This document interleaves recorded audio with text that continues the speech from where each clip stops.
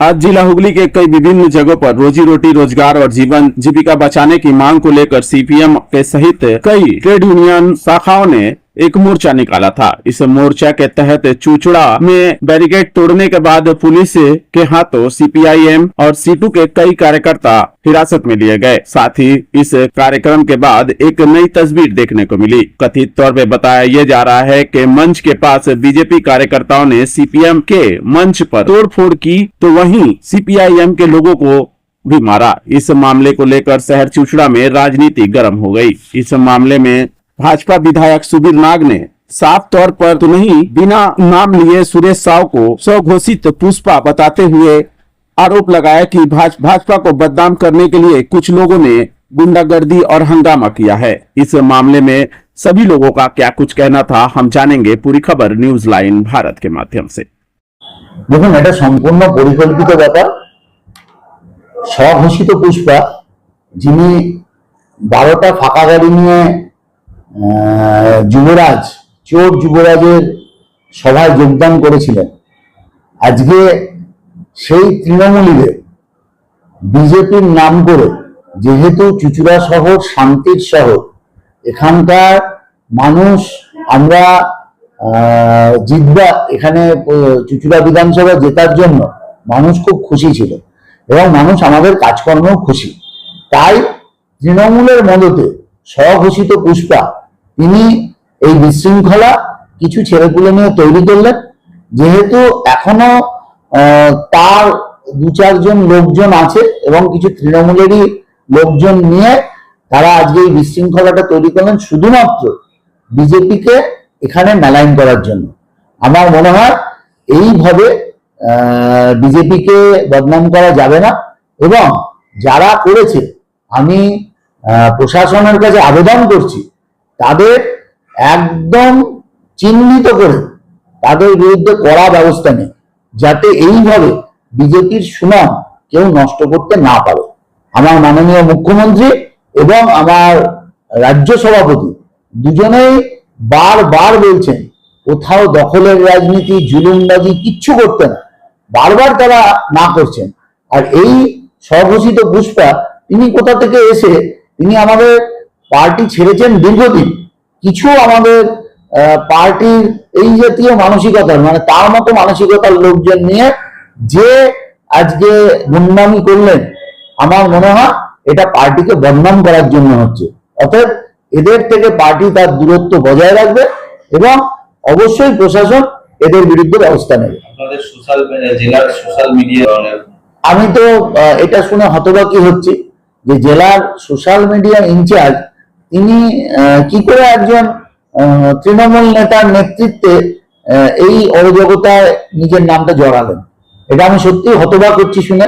আমার মনে হয় তিনি কোনোভাবে প্ররোচিত হয়ে এই কাজ করে ফেলেছেন। এটা তার করা একেবারেই উচিত হয়নি। এখানে পুলিশ তাদের মোকাবেলা করলো না, ইচ্ছাকৃতভাবে তাদের মদত দিল এই ভাঙচুর করতে। একটা চলন্ত সভাকে 10টা লুম্পেন বজরং দলের ঝান্ডা নিয়ে এসে একটা চলন্ত সভাকে ভণ্ডুল করলো না, সমস্ত বাইক সবকিছু। আর এই ছবিগুলো নিয়ে যান, নিজে বুঝতে পারবেন। ঘটনাটা হচ্ছে যে আমাদের সভা চলছিল, পুলিশ বারবার এর আগে প্রশাসন থেকে শান্তিপূর্ণভাবে করার কথা বলছিল, আমাদের শান্তি শৃঙ্খলার কমিউনিস্টদের পাঠ শেখাচ্ছিল। এখন এই প্রশাসন দেখুক যে কমিউনিস্টদের যে শান্তি শৃঙ্খলার পাঠ শেখাচ্ছে অ্যানাউন্স করে, আজকে কি করে বজরং দলের মাত্র 10-12টা ছেলে আজকে কি চেহারা করলো। আর নিজেরা ছবি তুলে দেখান, মানুষ জানুন, দেখুন। আমরা ফ্যাসিস্ট শক্তি বলি, মানুষকে বারবার বলি, উলঙ্গভাবে দেখিয়ে দিয়ে গেল যে ফ্যাসিস্ট শক্তি কাকে বলে। ফ্যাসিস্ট শক্তি কি জিনিস এই দোকানদাররা দেখেছে। এটা গোটা বাংলা, গোটা দেশ জুড়ে আস্তে আস্তে দেখা দিচ্ছে। আমি একজন কমিউনিস্ট কর্মী, আমার নাম ধীরেন শাহ। লাগাতে হবে, মানে কোনো ছাড়াছাড়ি হবে না। এবং আমাদের দুটো হিন্দু ছেলেকে অ্যারেস্ট করা হয়েছে, অবিলম্বে তাদেরকে ছাড়তে হবে। দুটো ফোন নেওয়া হয়েছে, সে ফোন ফেরত দিতে হবে, কোনো ছাড়াছাড়ি হবে না। সিপিএম এর এত বারবারন্ত কিসের? 34 বছর রাজ্যটাকে জ্বালিয়ে পুড়িয়ে খেয়ে গেছে, আর সোনার বাচ্চাদের লাল হিট দিয়ে মেরে দিতে হবে, ওদেরকে জাগালে চলবে না। মঞ্চ ভাঙচুর, ওদের গায়ে এবার ভাঙচুর হবে, মঞ্চ তো সামান্য ভাঙচুর হয়েছে।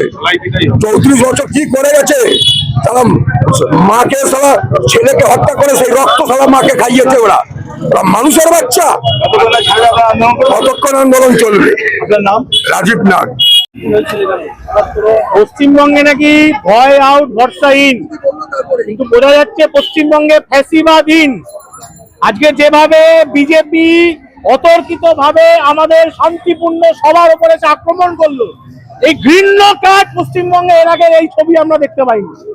যে জেলার সমস্ত ট্রেড ইউনিয়ন গুলোর ফেডারেশন গুলোর ডাকে আজকে এখানে আমাদের অবস্থান চলছিল জেল ভরা কর্মসূচির পর, সেখানে দাঁড়িয়ে বিজেপির গুন্ডারা অনৈতিক ভাবে এসে আক্রমণ করল। কিন্তু আমরা বলতে চাই, এই আক্রমণ পশ্চিমবাংলার মাটিতে চলবে না। যদি মনে করে বামপন্থীদের আক্রমণ করে বামপন্থীদের দমিয়ে রাখা যাবে, ভুল ভাবনা ভাবছে।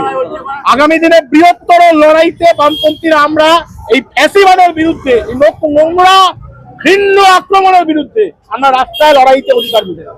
এই যে দেখা যাচ্ছে যে আপনাদের চেয়ার দেখুন না, ছবি দেখান বুঝতে পারবে যে কোন পরিস্থিতির মধ্যে দিয়ে আমরা হাঁটছি। ছবি দেখুন, তাহলেই বুঝতে পারবেন। এই নোংরা ঘৃণ্য রাজনীতি পশ্চিমবাংলার বুকে বিজেপি রাত ধরে এসছে। বাংলার মানুষ বুঝুক, বাংলার মানুষ দেখতে পাচ্ছে কোন পরিস্থিতির মধ্যে দিয়ে বাংলা আজকে পরিচালিত হচ্ছে। পুলিশ প্রশাসন কার্যত বিজেপির দালালে পরিণত হয়েছে। পুলিশ প্রশাসন বিজেপির দালালে পরিণত হয়েছে। যারা আক্রান্ত হলো তাদেরকে আজকে আটকাতে এসছে, যারা আক্রমণ করলো তাদের আর পিছনে দেখা যাচ্ছে না। এই এতদিন পুলিশ ছিল তৃণমূলের দলদাস, আজকে পুলিশ বিজেপির দলদাস। আমার নাম অর্ণব।